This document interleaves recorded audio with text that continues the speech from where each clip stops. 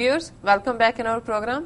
जी doctor साहब साढ़े कोल पहली लिखत आई है ਤੁਹਾਡੀ ਲਿਖਤ ਪੜਨ ਤੋਂ ਪਹਿਲਾਂ ਕਿਉਂਕਿ ਫੇਸਬੁੱਕ ਲਾਈਵ ਦੇ ਉੱਤੇ ਜਿਹੜੇ ਸਾਡੇ ਦਰਸ਼ਕ ਇਸ ਨੂੰ ਦੇਖ ਰਹੇ ਨੇ ਜੀ ਉਹਨਾਂ ਵੱਲੋਂ ਕਮੈਂਟ ਵੀ ਅਸੀਂ ਐਂਟਰਟੇਨ ਕਰਨੇ ਸ਼ੁਰੂ ਕੀਤੇ ਨੇ ਦੋ ਕਮੈਂਟਸ ਜਿਹੜੇ ਮੈਂ ਸ਼ੇਅਰ ਕਰਨੇ ਚਾਹਾਂਗਾ ਇੱਕ ਸਾਡੇ ਵੀਰ ਸਤਪਾਲ ਸਿੰਘ ਪੁਰੇਵਾਲ ਸੀਐਟਲ ਤੋਂ ਜੀ ਜਿਨ੍ਹਾਂ ਨੇ ਗੁਰਬਾਣੀ ਟਿਊਟਰ ਜਿਹੜਾ ਕਿ ਰੋਜ਼ਾਨਾ ਟੀਵੀ 84 ਤੇ ਸਵੇਰੇ ਸਾਡੇ ਈਸਟ ਕੋਸਟ ਟਾਈਮ 8 ਤੋਂ 8:30 ਸਹਿਜ ਪਾਠ ਹੁੰਦੇ ਉਹ ਤਿਆਰ ਕੀਤਾ ਉਹਨਾਂ ਨੇ ਕਮੈਂਟ ਲਿਖਿਆ ਕਿ ਸਤਿਗੁਰੂ ਆਪ ਜੀ ਨੂੰ ਚੜ੍ਹਦੀ ਕਲਾ ਬਖਸ਼ਣ ਮੈਂ ਵੀ ਭਰਪੂਰ ਸਿੰਘ ਬਲਬੀਰ ਜੀ ਦੀਆਂ ਕਾਫੀ ਤਕਰੀਰਾਂ ਨੂੰ ਸੁਣਿਆ ਇੱਕ ਤਕਰੀਰ ਜਿਸ ਦਾ ਤੁਸੀਂ ਜ਼ਿਕਰ ਕੀਤਾ ਹੈ ਵਾਕਿਆ ਹੀ ਬਹੁਤ ਮਕਬੂਲ ਹੋਈ ਸੀ ਦੂਸਰਾ ਮੈਸੇਜ ਉਹਨਾਂ ਨੇ ਕਿਹਾ ਕਿ ਬੱਚਿਆਂ ਨੂੰ ਗੋਦ ਲੈਣ ਦਾ ਪੱਖ ਗੋਰਿਆਂ ਦਾ ਵਾਕਿਆ ਹੀ ਕਾਬਲੇ ਤਾਰੀਫ ਹੈ ਜਿਸ ਦਾ ਅਸੀਂ ਜ਼ਿਕਰ ਕੀਤਾ कि इस पार्ट ਨੂੰ एनकरेज करना चाहिए ताकि एक तो मानस की जात सब है एक है पहचान वो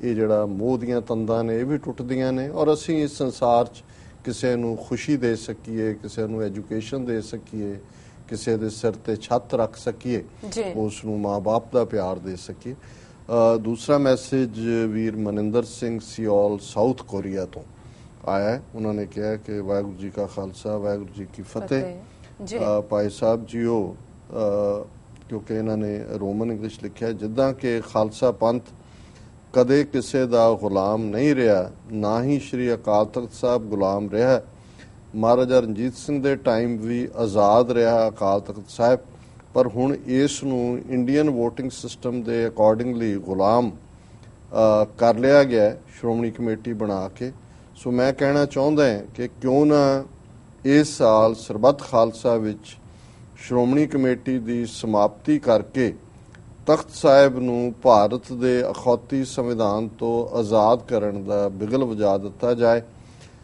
ਜੋ ਸਾਡੀ ਖਾਲਿਸਤਾਨ ਦੀ ਪ੍ਰਾਪਤੀ ਦੇ ਸੰਘਰਸ਼ ਵੱਲ ਹੋਰ ਤੇਜ਼ੀ ਨਾਲ ਤਾਂ ਕਿ ਸਾਡੇ ਖਾਲਿਸਤਾਨ ਦੀ ਪ੍ਰਾਪਤੀ ਦੇ ਸੰਘਰਸ਼ ਵੱਲ ਹੋਰ ਤੇਜ਼ੀ ਨਾਲ ਵਧਿਆ ਜਾ ਸਕੇ ਜੀ ਵੀਰ ਮਨਿੰਦਰ ਸਿੰਘ ਜੀ ਦਾ ਬਹੁਤ ਬਹੁਤ ਸ਼ੁਕਰੀਆ ਸਾਊਥ ਕੋਰੀਆ ਤੋਂ ਉਹਨਾਂ ਨੇ ਸਾਨੂੰ ਲਿਖਿਆ ਸੁਜੈਸ਼ਨ ਬਹੁਤ ਚੰਗਾ ਹੈ ਵੈਸੇ ਜਿਹੜਾ ਸਰਬੱਤ ਖਾਲਸਾ 26 ਜਨਵਰੀ 1986 ਦਾ ਹੋਇਆ ਸੀ ਉਸ ਨੇ ਵੀ ਭੋਗ ਪਾ ਦਿੱਤਾ ਸੀ ਸ਼੍ਰੋਮਣੀ ਕਮੇਟੀ ਦੇ ਸਟਰਕਚਰ ਦਾ ਔਰ ਉਹਦੇ 'ਚ ਇੱਕ ਮਤਾ ਸੀ ਕਿ ਵੀ ਇਹਨੂੰ ਅਸੀਂ ਰਿਜੈਕਟ ਕਰਦੇ ਹਾਂ ਔਰ ਇਸੇ ਲਈ ਜਿਹੜੇ ਜਥੇਦਾਰ ਥਾਪੇ ਗਏ ਸੀ ਇਹ ਪਰੰਪਰਾ ਦੇ ਲਈ ਸੀ ਕਿ ਭਾਈ ਅੱਗੇ ਤੋਂ ਸਰਬੱਤ ਖਾਲਸਾ ਰਾਹੀਂ ਥਾਪੇ ਗਏ ਜਥੇਦਾਰ ਹੋਣਗੇ ਵੋਟਾਂ ਰਾਹੀਂ ਚੁਣੀ ਗਈ ਸ਼੍ਰੋਮਣੀ ਕਮੇਟੀ ਰਾਹੀਂ ਨਹੀਂ ਔਰ ਜਿੰਨੀ ਦੇਰ ਜੁਝਾਰੂਆਂ ਦਾ ਬੋਲਬਾਲਾ ਰਿਹਾ ਇਹ ਸਿਸਟਮ ਇਫੈਕਟਿਵ ਵੀ ਰਿਹਾ ਪਰ ਕੁੱਲ ਮਿਲਾ ਕੇ ਜਦੋਂ ਹੀ ਸਾਡਾ ਸੰਘਰਸ਼ ਜਿਹੜਾ ਉਹਨਾਂ ਨੇ ਜ਼ੁਲਮ ਦੇ ਨਾਲ ਜਿਹੜਾ ਉੱਥੋਂ ਹਜ਼ਾਰਾਂ ਨੌਜਵਾਨ ਮਾਰ ਕੇ ਉਸ ਨੂੰ ਕਮਜ਼ੋਰ ਕੀਤਾ ਔਰ ਵਾਪਸ ਸ਼੍ਰੋਮਣੀ ਕਮੇਟੀ ਦੀਆਂ ਚੋਣਾਂ ਫਿਰ 1996-97 ਵਿੱਚ ਕਰਵਾ ਕੇ ਵਾਪਸ ਉਹਨਾਂ ਦੇ ਹਵਾਲੇ ਕਰ ਦਿੱਤਾ ਗਿਆ ਸੁਝਾਅ ਦੇ ਤੌਰ ਤੇ ਇਹ ਠੀਕ ਹੈ ਮੇਰਾ ਖਿਆਲ ਹੈ ਵੀ ਕਿਉਂਕਿ ਸਰਬੱਤ ਖਾਲਸਾ ਦਾ ਹੁਣ ਵੈਬਸਾਈਟ ਵੀ ਹੈ ਔਰ ਉਹਨਾਂ ਨੇ ਜਿਵੇਂ ਪ੍ਰੋਫੈਸਰ ਮਹਿੰਦਰਪਾਲ ਸਿੰਘ ਟੀਵੀ 84 ਤੇ ਆਏ ਸਨ ਉਹਨਾਂ ਨੇ ਇਹ ਕਿਹਾ ਸੀ ਕਿ ਵੀ ਅਸੀਂ ਓਪਨ ਹੈ ਸੁਝਾਵਾਂ ਲਈ ਉਹਨਾਂ ਨੂੰ ਜ਼ਰੂਰ ਇਹ ਸੁਝਾਅ ਭੇਜਿਆ ਜਾਣਾ ਚਾਹੀਦਾ ਕਿੰਨਾ ਕੁ ਇਸ ਨੂੰ ਉਹ ਅੱਗੋਂ ਤੋਰ ਸਕਦੇ ਨੇ ਉਹਨਾਂ ਦਾ ਵੀ ਕਹਿਣਾ ਸੀ ਜੀ ਅਸੀਂ ਤਾਂ ਹੁਣ ਇੱਕ ਧਿਰ ਨਹੀਂ ਹੈਗੇ ਜਿਵੇਂ ਪਹਿਲਾਂ ਸੀ ਬਣਾਉਣ ਹੁਣ ਤਾਂ ਜਥੇਦਾਰ ਹੀ ਫੈਸਲਾ ਲੈਣਗੇ ਜਿਵੇਂ ਵੀ ਹੈ ਪਰ ਮੈਂ ਸਮਝਦਾ ਵੀ ਸਾਡੇ ਲਈ ਮੈਂ ਨਿੱਜੀ ਤੌਰ ਤੇ ਇਹਨਾਂ ਦੇ ਇਸ ਸਟੈਪ ਦੀ ਤਾਰੀਫ ਕਰਦਾ ਕਿਉਂਕਿ ਮੈਨੂੰ ਲੱਗਦਾ ਹੈ ਕਿ ਵੀ ਉੱਥੋਂ ਦੇ ਸਿਸਟਮ 'ਚੋਂ ਸ਼੍ਰੋਮਣੀ ਕਮੇਟੀ ਚੋਣਾਂ ਹੋਣ ਈਵਨ ਪੰਜਾਬ ਅਸੈਂਬਲੀ ਚੋਣਾਂ ਹੋਣ ਉਸ ਸਾਰੇ 'ਚੋਂ ਸਾਡੇ ਲਈ ਕੁਛ ਨਹੀਂ ਨਿਕਲਣਾ ਰਾਦਰ ਇਹ ਉਹਨਾਂ ਨੇ ਪ੍ਰੋਕਸੀ ਖੜੀ ਕਰਕੇ ਅਕਾਲੀਆਂ ਦੀ ਸ਼੍ਰੋਮਣੀ ਕਮੇਟੀ ਦੀ ਸਾਡੀਆਂ ਰਾਜਸੀ ਉਮੰਗਾਂ ਨੂੰ ਔਰ ਸਾਡੇ ਅਕਾਲ ਤਖਤ ਨੂੰ ਆਪਣੇ ਕੰਟਰੋਲ 'ਚ ਕੀਤਾ ਹੋਇਆ ਵੀਰ ਮਨਿੰਦਰ ਸਿੰਘ ਜੀ ਦਾ ਬਹੁਤ ਬਹੁਤ ਸ਼ੁਕਰੀਆ ਉਹਨਾਂ ਨੇ ਸਿਓਲ ਸਾਊਥ ਕੋਰੀਆ ਤੋਂ ਲਿਖਿਆ ਜੀ ਡਾਕਟਰ ਸਾਹਿਬ ਆਪਾਂ ਈਮੇਲ ਪੜ੍ਹਦੇ ਹਨ ਸਾਡੇ ਕੋਲ ਈਮੇਲ ਆਈ ਹੈ ਨਿਊਯਾਰਕ ਤੋਂ ਡਾਕਟਰ ਰਵਿੰਦਰ ਸਿੰਘ ਜੀ ਦੀ ਇਹਨਾਂ ਦੀ ਲਿਖਤ ਦਾ ਵਿਸ਼ਾ ਹੈ ਸਮ ਇਸ਼ੂਜ਼ ਐਂਡ ਸੋਲਿਊਸ਼ਨਸ ਇਹਨਾਂ ਇਹ ਲਿਖਦੇ ਹਨ ਵਾਹਿਗੁਰੂ ਜੀ ਕਾ ਖਾਲਸਾ ਵਾਹਿਗੁਰੂ ਜੀ ਕੀ ਫਤਿਹ ਡਾਕਟਰ ਸਾਹਿਬ ਅਤੇ ਭੈਣ ਜੀ ਨੀਲਮ ਕੌਰ ਜੀ ਮੈਂ ਹੇਠ ਲਿਖੇ ਕੁਝ ਮੁੱਦੇ ਅਤੇ ਇਹਨਾਂ ਦੇ ਸੰਭਾਵੀ ਹੱਲ ਤੁਹਾਡੇ ਵਿਚਾਰ ਅਧੀਨ ਲਿਆਉਣਾ ਚਾਹੁੰਦਾ ਹਾਂ ਪਹਿਲਾ ਉਹਨਾਂ ਦਾ ਮੁੱਦਾ ਹੈਗਾ ਸਿੱਖਾਂ ਦੀਆਂ ਜ਼ਿਆਦਾਤਰ ਸਮੱਸਿਆਵਾਂ ਸਿਆਸੀ ਹਨ ਭਾਰਤੀ ਹਕੂਮਤ ਨਾਲ ਗੱਲਬਾਤ ਕਰਨ ਲਈ ਚੰਗੀ ਲੀਡਰਸ਼ਿਪ ਦੇਣ ਵਿੱਚ ਸਿੱਖ ਅਸਫਲ ਰਹੇ ਹਨ ਜਦੋਂ ਇਕੱਠੇ ਹੋ ਕੇ ਸਿੱਖ ਫੈਸਲਾ ਲੈਂਦੇ ਹਨ ਤਾਂ ਇਹਨਾਂ ਫੈਸਲਿਆਂ ਤੇ ਜਜ਼ਬਾਤ ਹਾਵੀ ਹੁੰਦੇ ਹਨ ਦੂਸਰਾ ਉਹਨਾਂ ਦਾ ਨੁਕਤਾ ਹੈਗਾ 2017 ਦੀਆਂ ਚੋਣਾਂ ਤੋਂ ਬਾਅਦ ਪੰਜਾਬ ਵਿੱਚ ਜਿਹੜੀ ਵੀ ਲੀਡਰਸ਼ਿਪ ਉੱਭਰਦੀ ਹੈ ਉਸ ਨੂੰ ਸਾਰਿਆਂ ਨਾਲ ਮਿਲ ਕੇ ਪੰਜਾਬ ਦੇ ਮਸਲਿਆਂ ਲਈ ਯਤਨ ਕਰਨੇ ਚਾਹੀਦੇ ਹਨ। ਸਿਆਸੀ ਤੌਰ ਤੇ ਦੋ ਵਿਚਾਰਤਾਵਾਂ ਹਨ। ਇੱਕ ਇਹ ਹੈ ਕਿ ਭਾਰਤ ਵਿੱਚ ਰਹਿੰਦਿਆਂ ਸੂਬਿਆਂ ਨੂੰ ਵੱਧ ਹੱਕਾਂ ਲਈ ਲੜਿਆ ਜਾਵੇ ਅਤੇ ਦੂਜੀ ਭਾਰਤ ਤੋਂ ਵੱਖ ਹੋ ਕੇ ਵੱਖਰੇ ਆਜ਼ਾਦ ਰਾਜ ਦੀ ਵਿਚਾਰਧਾਰਾ। ਇਹ ਦੋਵੇਂ ਸੋਚ ਰੱਖਣ ਵਾਲਿਆਂ ਨੂੰ ਵਖਰੇਵਾਂ ਤੇ ਸਹਿਮਤੀ ਬਣਾ ਕੇ ਕੋਈ ਸਾਂਝਾ ਪਲੇਟਫਾਰਮ ਬਣਾਉਣਾ ਚਾਹੀਦਾ ਹੈ ਤਾਂ ਜੋ ਇਕੱਠੇ ਹੋ ਕੇ ਕੰਮ ਕੀਤਾ ਜਾ ਸਕੇ। ਤੀਸਰਾ, ਸ਼ਾਂਤਮਈ ਸਿਆਸਤ ਦਾ ਕੋਈ ਬਦਲ ਨਹੀਂ ਹੈ। ਕਿਸੇ ਤਰ੍ਹਾਂ ਦੀ ਹਿੰਸਾ ਸਿਆਸੀ ਉਦੇਸ਼ਾਂ ਦੇ ਖਿਲਾਫ ਜਾਵੇਗੀ, ਉਸ ਦੀ ਕੀਮਤ ਪੰਜਾਬ ਦੀ ਜਵਾਨੀ ਨੂੰ ਚੁਕਾਉਣੀ ਪਵੇਗੀ। ਚੌਥਾ, ਜਿਹੜੀਆਂ ਧਿਰਾਂ ਸਿੱਖ ਸੰਘਰਸ਼ ਨਾਲ ਤਾਲੁਕ ਰੱਖਣ ਦਾ ਦਾਅਵਾ ਕਰਦੀਆਂ ਹਨ ਉਹਨਾਂ ਦੀਆਂ ਗਤੀਵਿਧੀਆਂ ਖੜੇ ਪਾਣੀ ਵਰਗੀਆਂ ਹਨ। ਚਲਦੇ ਪਾਣੀ ਵਿੱਚ ਹੀ ਜ਼ਿੰਦਗੀ ਵੱਧਦੀ ਫੁੱਲਦੀ ਹੈ। ਇਸੇ ਤਰ੍ਹਾਂ ਹੁਣ ਨਵੇਂ ਲੀਡਰਾਂ ਦੀ ਅਤੇ ਤਾਜ਼ੇ ਖਿਆਲਾਤ ਦੀ ਲੋੜ ਹੈ। ਪੰਥਕ ਪਾਰਟੀਆਂ ਦੇ ਲੋਕਾਂ ਨਾਲ ਜੁੜਨ ਵਿੱਚ ਨਾਕਾਮ ਰਹਿਣ ਦੇ ਕਈ ਕਾਰਨ ਹਨ। ਪੰਜਵਾਂ, ਪੰਜਾਬ ਅਤੇ ਭਾਰਤ ਵਿੱਚ ਵਸਦੇ ਸਾਰੇ ਭਾਈਚਾਰਿਆਂ ਨਾਲ ਸਾਂਝ ਬਣਾਈ ਰੱਖਣੀ ਚਾਹੀਦੀ ਹੈ। ਛੇਵਾਂ, ਮਜ਼ਹਬੀ ਸਿੱਖਾਂ ਅਤੇ ਸ਼ਿਗਲੀਗੜ ਸਿੱਖਾਂ ਪ੍ਰਤੀ ਸਤਿਕਾਰ ਅਤੇ ਮਾਣ ਬਣਾਉਣ ਲਈ ਸੁਹਿਰਦ ਯਤਨ ਕਰਨੇ ਚਾਹੀਦੇ ਹਨ। ਉਹਨਾਂ ਦੀ ਪੜ੍ਹਾਈ ਵਿੱਚ ਅਤੇ ਆਰਥਿਕ ਮਦਦ ਕਰਨੀ ਚਾਹੀਦੀ ਹੈ। ਸੱਤਵਾਂ, ਵੋਟ ਜਮਹੂਰੀਅਤ ਦਾ ਬੁਨਿਆਦੀ ਹੱਕ ਹੈ। ਸਹਿਜਧਾਰੀ ਸਿੱਖਾਂ ਨੂੰ ਵੋਟਾਂ ਦਾ ਹੱਕ ਦੇਣਾ ਚਾਹੀਦਾ ਹੈ। ਅੱਠਵਾਂ, ਧਾਰਮਿਕ ਅਤੇ ਸਮਾਜਿਕ ਤੌਰ ਤੇ ਔਰਤਾਂ ਨੂੰ ਫੈਸਲੇ ਲੈਣ ਦੀ ਵਿਧੀ ਦਾ ਹਿੱਸਾ ਬਣਾਉਣਾ ਚਾਹੀਦਾ ਹੈ। ਔਰਤਾਂ ਨੂੰ ਦਰਬਾਰ ਸਾਹਿਬ ਵਿੱਚ ਕੀਰਤਨ ਕਰਨ ਦੀ ਇਜਾਜ਼ਤ ਦੇਣੀ ਚਾਹੀਦੀ ਹੈ। ਨੌਵਾਂ, ਕਸਰਤ ਅਤੇ ਸਿਹਤ ਪ੍ਰਤੀ ਸਿੱਖਾਂ ਵਿੱਚ ਜਾਗਰੂਕਤਾ ਲਿਆਉਣ ਦੀ ਲੋੜ ਹੈ। 2017 ਵਿੱਚ ਪੰਜਾਬ 'ਚ ਬਣਨ ਵਾਲੀ ਸਰਕਾਰ ਅਤੇ ਸਿੱਖ ਡਾਇਸਪੋਰਾ ਨੂੰ ਮਿਲ ਕੇ ਸਪੋਰਟਸ ਅਕੈਡਮੀਜ਼ ਬਣਾਉਣੀ ਚਾਹੀਦੀ ਹੈ। ਆਪਣੇ ਸਿਆਸੀ ਹਿੱਤਾਂ ਨੂੰ ਛੱਡ ਕੇ ਪੰਜਾਬ ਵਿੱਚੋਂ 올림픽 ਪੱਧਰ ਦੇ ਖਿਡਾਰੀ ਤਿਆਰ ਕਰਨ ਤੇ ਕੰਮ ਕਰਨਾ ਚਾਹੀਦਾ ਹੈ। ਅੰਤ ਵਿੱਚ ਨਾਨਕ ਨਾਮ ਚੜ੍ਹਦੀ ਕਲਾ ਤੇਰੇ ਪਾਣੇ ਸਰਬੱਤ ਦਾ ਭਲਾ ਰੱਬ ਰਾਖਾ। ਜੀ ਡਾਕਟਰ ਸਾਹਿਬ। ਡਾਕਟਰ ਰਵਿੰਦਰ ਸਿੰਘ ਜੀ ਦਾ ਬਹੁਤ-ਬਹੁਤ ਸ਼ੁਕਰੀਆ। ਇਹ ਸਾਡੇ ਰੈਗੂਲਰ ਵਿਊਅਰ ਵੀ ਨੇ, ਹਮਦਰਦ ਨੇ, ਦੋਸਤ ਨੇ, ਪੰਥ ਪ੍ਰਸਤ ਨੇ ਜੀ, ਸੋਚਦੇ ਰਹਿੰਦੇ ਨੇ ਔਰ ਹਮੇਸ਼ਾ ਹੀ ਇਹਨਾਂ ਦੇ ਸੁਝਾਵਾਂ ਦੇ ਵਿੱਚ ਕ੍ਰੀਏਟਿਵ ਆਸਪੈਕਟ ਹੁੰਦਾ ਹੈ।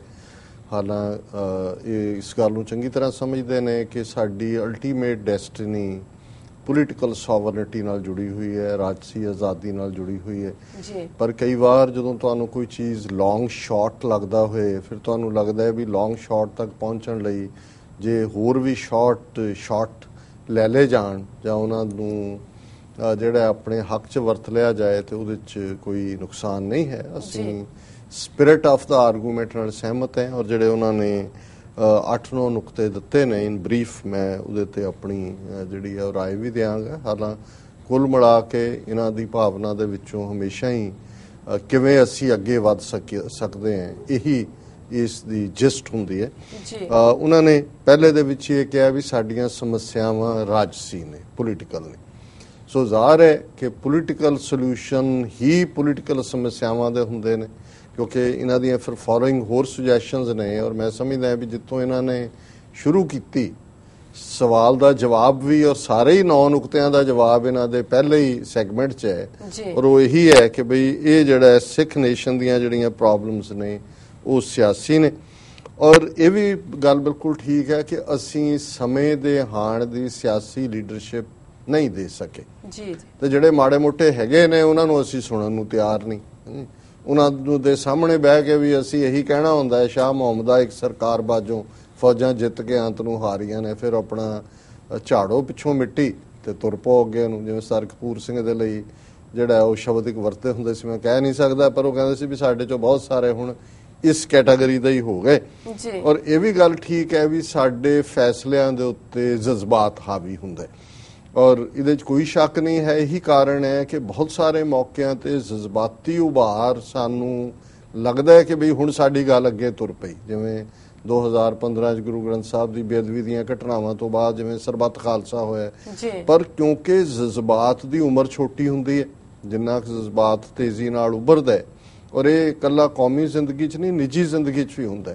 ਜੇ ਤੁਸੀਂ ਕਿਸੇ ਨਾਲ ਜਜ਼ਬਾਤੀ ਤੌਰ ਦੇ ਉੱਤੇ ਸਾਂਝ ਪਾਉਂਦੇ ਹੋ ਤੁਹਾਡੀਆਂ ਆਸਾਂ ਹੁੰਦੀਆਂ ਨੇ and all of A sudden ਤੁਹਾਨੂੰ ਲੱਗਦਾ ਹੈ ਵੀ ਤੁਹਾਡਾ ਉਹ ਜਜ਼ਬਾਤੀ ਜਿਹੜਾ ਕਾਰਡ ਹੈ ਉਹਨੂੰ ਕੱਟ ਦਿੱਤਾ ਗਿਆ ਤੁਸੀਂ ਇੱਕਦਮ ਸ਼ੇਕਨ ਹੁੰਦੇ ਹੋ ਥੱਲੇ ਡਿੱਗ ਪੈਂਦੇ ਹੋ ਤੁਹਾਨੂੰ ਲੱਗਦਾ ਹੈ ਵੀ ਤੁਸੀਂ ਤਾਂ ਕੀ ਮੰਜ਼ਰ ਬਣਾ ਰਹੇ ਸੀ ਕਿੱਥੇ ਤੱਕ ਜਾਣ ਦਾ ਸੋਚਦੇ ਸੀ ਤੇ ਤੁਸੀਂ ਆ ਕੇ ਡਿੱਗੇ ਕਿੱਥੇ ਹੋ। ਤੇ ਜਦੋਂ ਕੌਮਾਂ ਦੀ ਜ਼ਿੰਦਗੀ 'ਚ ਜਜ਼ਬਾਤ ਦੇ ਨਾਲ ਫੈਸਲੇ ਲਏ ਜਾਂਦੇ ਨੇ, ਫਿਰ ਬਹੁਤ ਵਾਰੀ ਇਵੇਂ ਹੀ ਹੁੰਦਾ ਹੈ ਜਿਵੇਂ ਸਾਡੇ ਨਾਲ ਹੋ ਰਿਹਾ। ਫਿਰ ਉਹਨਾਂ ਨੇ ਦੂਸਰਾ ਇਹ ਕਿਹਾ ਕਿ ਵੀ ਇਹ ਜਿਹੜੀਆਂ 2017 ਦੀਆਂ ਚੋਣਾਂ ਤੋਂ ਬਾਅਦ ਜਿਹੜਾ ਸਿਸਟਮ ਸਾਹਮਣੇ ਆਏਗਾ ਉਹਦੇ 'ਚ ਜਿਹੜੇ ਵੀ ਉਹਦੇ 'ਚ ਪਾਵਰ ਦੇ ਵਿੱਚ ਸਟੇਕ ਹੋਲਡਰ ਹੋਣਗੇ ਉਹਨਾਂ ਨੂੰ ਪੰਜਾਬ ਦੇ ਮਸਲੇ ਹੱਲ ਕਰਨੇ ਚਾਹੀਦੇ ਨੇ। ਉਹਨਾਂ ਨੇ ਕਿਹਾ ਜੀ ਦੋ ਥਾਟ ਨੇ ਇਸ ਵੇਲੇ, ਇੱਕ ਭਾਰਤ ਦੇ ਅੰਦਰ ਹੈ ਕਿ ਫੈਡਰਲ ਸਟਰਕਚਰ ਦੀ ਗੱਲ ਤੇ ਦੂਸਰੀ ਕੰਪਲੀਟ ਸੋਵਰਨ ਸਟੇਟ ਖਾਲਿਸਤਾਨ ਦੀ ਗੱਲ। ਔਰ ਇਹਦੇ 'ਚ ਦੋਨਾਂ ਹੀ ਤਰ੍ਹਾਂ ਦੇ ਜਿਹੜੇ ਨੇ ਲੋਕ ਉਹਨਾਂ ਨੂੰ ਆਪਸੀ ਮਤਭੇਦਾਂ ਦਾ ਇਕਬਾਲ ਕਰਨਾ ਚਾਹੀਦਾ ਔਰ ਕਾਮਨ ਗਰਾਊਂਡ ਲੱਭਣੀ ਚਾਹੀਦੀ। ਹੁਣ ਇਹ ਗੱਲ ਔਨ ਦਾ ਪੇਪਰ ਬਿਲਕੁਲ ਠੀਕ ਹੈ, ਪਰ ਇਸ ਵੇਲੇ ਜਿਹੜੇ ਸਟੇਕ ਹੋਲਡਰ ਨੇ, ਕਾਂਗਰਸ ਹੋਏ, ਅਕਾਲੀ ਹੋਏ, ਆਮ ਆਦਮੀ ਪਾਰਟੀ ਹੋਏ, ਜੇ ਅਸੀਂ ਜਿਹੜੇ ਮੇਨ ਨੇ ਸ਼੍ਰੋਮਣੀ ਅਕਾਲੀ ਦਲ ਅੰਮ੍ਰਿਤਸਰ ਤਾਂ ਆਊਟਰਾਈਟ ਖਾਲਿਸਤਾਨ ਦੀ ਗੱਲ ਕਰਦੇ। ਹੁਣ ਇਹਨਾਂ ਦੇ ਵਿੱਚ ਤਾਂ ਕੋਈ ਇਹ ਮੰਨਣ ਨੂੰ ਹੀ ਤਿਆਰ ਨਹੀਂ ਹੈ ਵੀ ਪੰਜਾਬ ਦੀ ਕੋਈ ਸਮੱਸਿਆ ਹੈਗੀ ਹੈ। ਫੈਡਰਲ ਸਟਰਕਚਰ ਦੀ ਤਾਂ ਗੱਲ ਤਾਂ ਹੁੰਦੀ ਜੇ ਅਕਾਲੀਆਂ ਨੇ ਅਨੰਦਪੁਰ ਦੇ ਮਤੇ ਨੂੰ ਓਨ ਕੀਤਾ ਹੁੰਦਾ। ਹਾਲਾਂ ਪਿਛਲੇ ਦਿਨਾਂ 'ਚ ਮਮਤਾ ਬੈਨਰਜੀ ਨੇ ਇੱਕ ਇਕੱਠ ਦੇ ਵਿੱਚ ਕਿਹਾ, ਔਰ ਮੈਂ ਜਿਹੜਾ ਮੈਨੂੰ ਲੱਗਾ ਕਿ ਵੀ ਮੈਂ ਕਿਹਾ ਹੁਣੇ ਅਨੰਦਪੁਰ ਦੇ ਮਤੇ ਦੀ ਗੱਲ ਦੂਸਰੇ ਕਰ ਰਹੇ ਨੇ ਅਕਾਲੀ। ਉਹਨਾਂ ਨੇ ਕਿਹਾ ਜੀ ਇਹ ਸੈਂਟਰ ਜਿਹੜਾ ਇਹ ਬਿਲਕੁਲ ਪਾਵਰਸ ਯੂਸਰਪ ਕਰ ਰਿਹਾ ਸਟੇਟਾਂ ਦੀ। ਉਹਨੇ ਕਿਹਾ ਇਹ 3 ਮਹਿਕਮੇ ਸੈਂਟਰ ਕੋਲ ਹੋਣੇ ਚਾਹੀਦੇ ਨੇ, defence, communication, currency, foreign affairs, ਬਾਕੀ ਸਭ ਸਟੇਟਾਂ ਨੂੰ ਦੇ ਦਿਓ। ਹੁਣ ਇਹੀ ਅਨੰਦਪੁਰ ਦਾ ਮਤਾ ਸੀ ਫੈਡਰਲ ਸਟਰਕਚਰ ਦੀ ਗੱਲ। ਜੇ ਅਕਾਲੀ ਦਲ ਘੱਟੋ ਘੱਟ ਇਸ ਦੇ ਉੱਤੇ ਹੀ ਖਲੋਤਾ ਰਹਿੰਦਾ ਤੇ ਘੱਟੋ ਘੱਟ ਇਹਦਾ ਇੱਕ ਰੀਜਨਲ ਪਾਰਟੀ ਵਾਲੀ ਹੋਂਦ ਤਾਂ ਰਹਿੰਦੀ ਕਿ ਵੀ ਘੱਟੋ ਘੱਟ ਕਾਂਗਰਸ ਔਰ ਦੂਸਰੀਆਂ ਪਾਰਟੀਆਂ ਨਾਲੋਂ, ਬੀਜੇਪੀ ਨਾਲੋਂ ਉਹਨਾਂ ਦੀ ਵੱਖਰੀ ਲਾਈਨ ਹੈ। ਇਹ ਤਾਂ ਵੈਸੇ ਹੀ ਆਰਐਸਐਸ ਦੇ ਦੁਮ ਛੱਲੇ ਬਣ ਗਏ। ਕਾਂਗਰਸ ਜਿਹੜੀ ਹੈ ਉਹ ਪਹਿਲਾਂ ਹੀ ਉਹਦੀਆਂ ਜੋ ਸਿੱਖ, ਹੁਣ ਆਮ ਆਦਮੀ ਪਾਰਟੀ ਹੈ ਆਪਣੇ ਨੇ ਚੁੱਕਿਆ ਹੋਇਆ ਹੈ, ਬਹੁਤ ਸਾਰਿਆਂ ਨੇ ਕੇਜਰੀਵਾਲ ਦਾ ਝੰਡਾ। ਅੱਜ ਵੀ ਇੱਕ ਸੱਜਣ ਨਾਲ ਮੇਰੀ ਜਲੰਧਰ 'ਚ ਗੱਲ ਹੋ ਰਹੀ ਸੀ, ਉਹ ਫਰਸਟ੍ਰੇਟ ਸੀਗੇ ਕਿ ਜੀ ਇਹ ਵੀ ਗੱਲ, ਮੈਂ ਕਿਹਾ ਜੀ ਤੁਸੀਂ ਅਜੇ ਚੀਕਾਂ ਮਾਰਨੀਆਂ, ਹੁਣ ਤਾਂ ਤੁਸੀਂ ਛੱਡ ਕੇ ਆ ਰਹੇ ਹੋ ਨਾ ਕਿ ਵੀ ਇਹ 'ਚੋਂ ਸਾਡਾ ਨਿਕਲੇਗਾ, ਕਿਉਂਕਿ ਅਲਟੀਮੇਟਲੀ ਉਹਨਾਂ ਦਾ ਨੈਸ਼ਨਲਿਸਟ ਏਜੰਡਾ ਹੈ। ਸੋ ਡਾਕਟਰ ਸਾਹਿਬ ਦੀ ਸੁਜੈਸ਼ਨ ਬੜੀ ਚੰਗੀ ਹੈ ਕਿ ਵੀ ਜੇ ਜਿਹੜੇ ਸਟੇਕ ਹੋਲਡਰ ਨੇ, ਜੇ ਤਾਂ ਕੋਈ ਉਹਨਾਂ ਦੇ ਵਿੱਚ ਪੋਜ਼ਿਟਿਵਿਟੀ ਵਾਲੀ ਗੱਲ ਹੋਏ, ਉਹ ਤਾਂ ਹੈ ਹੀ ਨਹੀਂ ਜਿਨ੍ਹਾਂ ਦੇ ਹੱਥ 'ਚ ਏਜੰਸੀਆਂ ਨੇ ਪਾਵਰ ਦੇਣੀ ਹੈ, ਜਿਹਦੇ ਹੰਗ ਅਸੈਂਬਲੀ ਵੀ ਰਹਿੰਦੀ ਹੈ। ਆਮ ਆਦਮੀ ਪਾਰਟੀ ਦੇ ਕਾਂਗਰਸ ਵੀ ਰਲ ਸਕਦੇ ਹੈ, ਕਾਂਗਰਸ ਤੇ ਬੀਜੇਪੀ ਵੀ ਰਲ ਸਕਦੀ ਹੈ, ਕਾਂਗਰਸ ਤੇ ਅਕਾਲੀ ਵੀ ਰਲ ਸਕਦੇ ਨੇ। ਇਹ ਕੰਬੀਨੇਸ਼ਨ ਪਤਾ ਨਹੀਂ ਕਿਹਦੇ ਨਾਲ ਬਣਾਉਣਾ ਹੈ।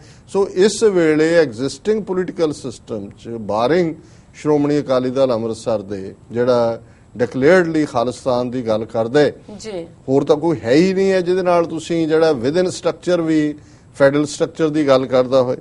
ਤੀਸਰਾ ਨੁਕਤਾ ਇਹਨਾਂ ਨੇ ਕਿਹਾ ਕਿ ਵੀ ਜਿਹੜੇ ਪੀਸਫੁਲ ਪੋਲੀਟੀਕਲ ਮੀਨਸ ਦਾ ਜਿਹੜੇ ਤਰੀਕੇ ਨੇ ਉਹਦਾ ਹੋਰ ਕੋਈ ਹੱਲ ਨਹੀਂ ਹੈ, ਔਰ ਕੋਈ ਵੀ ਜਿਹੜਾ ਹਿੰਸਾ ਹੈ ਉਹ ਅਗੇਂਸਟ ਸਾਡੇ ਸਿਆਸੀ ਨਿਸ਼ਾਨੇ ਤੇ ਜਾਏਗੀ, ਔਰ ਇਨੋਸੈਂਟ ਜਿਹੜੇ ਸਿੱਖ ਨੌਜਵਾਨ ਨੇ ਪੰਜਾਬ ਦੇ ਵਿੱਚ ਉਹਨਾਂ ਨੂੰ ਉਹਦਾ ਮੁੱਲ ਉਤਾਰਨਾ ਪਏਗਾ। ਔਰ ਮੈਂ ਨਹੀਂ ਸਮਝਦਾ ਵੀ ਇਸ ਵੇਲੇ ਕੋਈ ਆਰਗੇਨਾਈਜ਼ਡ ਵਾਇਲੈਂਟ ਕੈਂਪੇਨ ਹੈ ਅਗੇਂਸਟ ਦਾ ਸਟੇਟ, ਜਾਂ ਕੋਈ ਜੁਝਾਰੂ ਜਾਂ ਖਾੜਕੂਵਾਦ ਜਾਂ ਹਥਿਆਰਬੰਦ ਸੰਘਰਸ਼ ਦੀ ਗੱਲ ਹੈ। ਬਾਕੀ ਜਿਹੜਾ ਇੰਡੀਵਿਜੂਅਲੀ ਕਿਹਦੇ ਮਨ 'ਚ ਕਦੋਂ ਕੀ ਆਣੇ, ਇਸ ਦੇ ਉੱਤੇ ਨਾ ਡਾਕਟਰ ਸਾਹਿਬ ਤੁਹਾਡਾ ਕੰਟਰੋਲ ਹੈ ਨਾ ਮੇਰਾ ਕੰਟਰੋਲ ਹੈ। ਹੁਣ ਬੇਅੰਤ ਸਿੰਘ ਸਤਵੰਤ ਸਿੰਘ ਨੇ ਕੀ ਕਾਰਗੁਜ਼ਰ ਨੇ, ਉਹ ਉਹਨਾਂ ਦੀਆਂ ਘਰ ਵਾਲੀਆਂ ਨੂੰ ਵੀ ਨਹੀਂ, ਉਹ ਜਾਂ ਮੰਗੇਤਰ ਨੂੰ ਵੀ ਨਹੀਂ ਸੀ ਪਤਾ, ਭਾਈ ਸਤਵੰਤ ਸਿੰਘ ਦੀ, ਬੇਅੰਤ ਸਿੰਘ ਦੀ ਘਰ ਵਾਲੇ ਨੂੰ ਵੀ ਨਹੀਂ ਸੀ ਪਤਾ। ਸੋ ਉਸ ਦੇ ਥੱਲੇ ਜੇ ਕੋਈ ਉਹ ਵਾਕਿਆ ਰਹਿਣੇ ਨੇ, ਉਹਨਾਂ ਨੂੰ ਅਸੀਂ ਇਹ ਕਹੀਏ ਕਿ ਜੀ ਇਹ ਜਿਹੜੀ ਸਿੱਖ ਕੌਮ ਦੇ ਵਿੱਚ ਹੁਣ ਊਧਮ ਸਿੰਘ ਨੂੰ ਕਿਹੜਾ ਕੋਈ ਉਹਦਾ ਉੱਥੇ ਮਾਰਿਆ ਗਿਆ ਸੀ ਕਿ ਉਹਨੇ ਬਦਲਾ ਲੈਣਾ ਸੀ, ਔਰ ਇਹ ਗੱਲ ਬਿਲਟ ਇਨ ਹੈ। ਔਰ ਇਹ ਗੱਲ ਮੈਂ ਜਿਵੇਂ ਉਹਨਾਂ ਦੇ ਇੱਕ ਪਾਕਿਸਤਾਨੀ ਇੰਟੈਲੈਕਚੁਅਲ ਇਹ ਗੱਲ ਕਹਿੰਦੇ ਹੁੰਦੇ ਨੇ, ਕਹਿੰਦੇ ਕਿ ਵੀ ਜਲਿਆਂਵਾਲੇ ਬਾਗ 'ਚ ਮੁਸਲਮਾਨ ਵੀ ਮਰੇ, ਹਿੰਦੂ ਵੀ ਮਰੇ, ਸਿੱਖ ਵੀ ਮਰੇ, ਕਿਸੇ ਹਿੰਦੂ ਨੇ ਨਾ ਜਾ ਕੇ ਮਾਰ ਦਿੱਤਾ ਉੱਥੇ ਉਹਨੂੰ, ਮਾਈਕਲ ਐਡਵਾਇਰ ਨੂੰ ਕਿਸੇ ਮੁਸਲਮਾਨ ਨੇ ਨਾ ਮਾਰ ਦਿੱਤਾ। ਸਿੱਖ ਹੀ ਕਿਉਂ ਗਿਆ, ਉਹ ਵੀ ਯਤੀਮ, 18-19 ਸਾਲਾਂ ਦਾ ਮੁੰਡਾ ਤੁਰ ਪਿਆ ਉੱਠ ਕੇ। ਸੋ ਇਹ ਜਿਹੜਾ ਕੁਛ ਨਾ ਕੁਛ ਸਾਡਾ ਪਾਰਟ ਹੈ, ਪ੍ਰੋਗਰਾਮਿੰਗ ਹੈ, ਇਹ ਰਹਿਣਾ। ਔਰ ਜ਼ਾਹਰ ਹੈ ਕਿ ਪੀਸਫੁਲ ਮੂਵਮੈਂਟ ਖੜੀ ਹੋਏ, ਜਿਵੇਂ ਹੁਣ ਕਸ਼ਮੀਰੀਆਂ ਨੇ ਜਿਹੜਾ ਉਹਨਾਂ ਦਾ ਜਿਹੜਾ ਪੀਸਫੁਲ ਪਾਰਟ ਹੈ ਉਹ ਤਾਂ ਆਪਣੀ ਥਾਂ ਤੇ ਖਲੋਤਾ, ਫਿਰ ਵੀ ਹਜ਼ਾਰਾਂ ਤੁਸੀਂ ਜ਼ਖਮੀ ਕਰ ਦਿੱਤੇ ਨੇ, 8-10 ਹਜ਼ਾਰ ਉਹਨਾਂ ਦੀ ਫੌਜ ਨੇ ਸੈਂਕੜੇ ਆਨੇ ਕਰ ਦਿੱਤੇ ਨੇ। ਕੀ ਜ਼ੁਲਮ ਹੋ ਰਹੇ ਨੇ, ਮਸੀਤਾਂ ਡੈਸੀਕ੍ਰੇਟ ਹੋ ਰਹੀਆਂ, ਲੋਕਾਂ ਦੀ ਪਾਣੀ ਸਪਲਾਈ ਤਾਂ ਕੱਟੀ ਹੋਈ ਹੈ। ਸੋ ਉੱਥੇ ਸਾਨੂੰ ਲੱਗਦਾ ਹੈ ਜੇ ਤੁਹਾਡਾ ਪੀਸਫੁਲ ਵੀ ਕੋਈ ਕਸ਼ਮੀਰ ਵਾਂਗ ਪੰਜਾਬ 'ਚ ਕਦੇ ਕੋਈ ਸਟੇਜ ਬਣ ਗਈ, ਤੇ ਜੋ ਕਸ਼ਮੀਰ 'ਚ ਹੋ ਰਿਹਾ ਇਹ ਇੱਕ ਬਹਾਨਾ ਹੀ ਹੈ ਕਿ ਵੀ ਇਹ ਜੀ ਹਥਿਆਰਬੰਦ ਹੋ ਗਿਆ। ਹਥਿਆਰਬੰਦ ਤਾਂ ਹੈ ਹੀ ਕੋਈ ਨਹੀਂ ਹੈ। ਇੰਡੀਵਿਜੂਅਲੀ ਕੁਛ ਨਾ ਕੁਛ ਉਹ ਹੁੰਦਾ ਰਹਿਣਾ, ਉਸ ਦੇ ਉੱਤੇ ਕਿਸੇ ਦਾ ਕੋਈ ਕੰਟਰੋਲ ਨਹੀਂ ਹੈ।